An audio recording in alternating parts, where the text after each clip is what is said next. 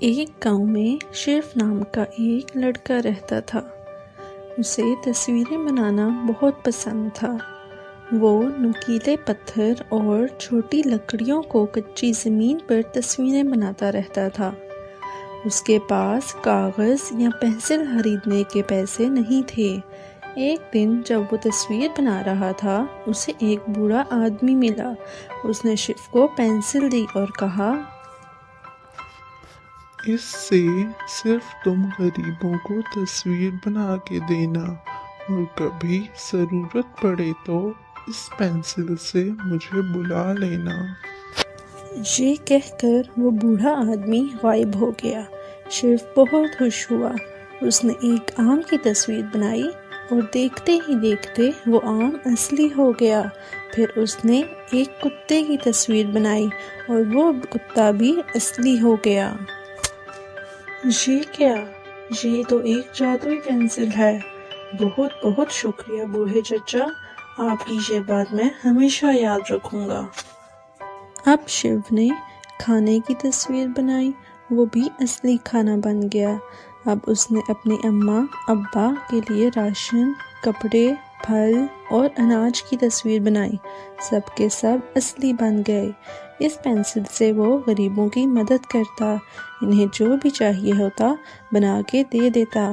گاؤں کے لوگ شیو سے بہت خوش تھے کیونکہ وہ سب کی مدد کرتا تھا۔ یہ خبر راجا کے کانوں تک جا پہنچی۔ پہلے ایک سونے کا پیڑ محل کے باغیچے میں بنا دو اور تمہاری یہ پینسل میرے حوالے کر دو۔ مہاراجا، آپ کے پاس بہت سونا ہے، میں صرف غریبوں کے لیے تصویریں بناتا ہوں۔ راجا کو غصہ آ گیا۔ راجا نے حکم دے کے شیو سے وہ پینسل چھین لی اور خود سونے کے پیڑ کی تصویر بنانے لگا، لیکن اس تصویر سے سونے کا پیڑ نہیں بنا۔ اس نے اپنے وزیر کو سونے کے پیڑ کی تصویر بنانے کو کہا، لیکن اس تصویر سے بھی کوئی چیز سامنے نہ آئی۔ راجا بہت غصے میں آ گیا۔ سنو شیو، جیسا میں کہہ رہا ہوں تمہیں ویسی ہی تصویر بنانی پڑے گی، ورنہ میں تمہیں قیدی بنا دوں گا۔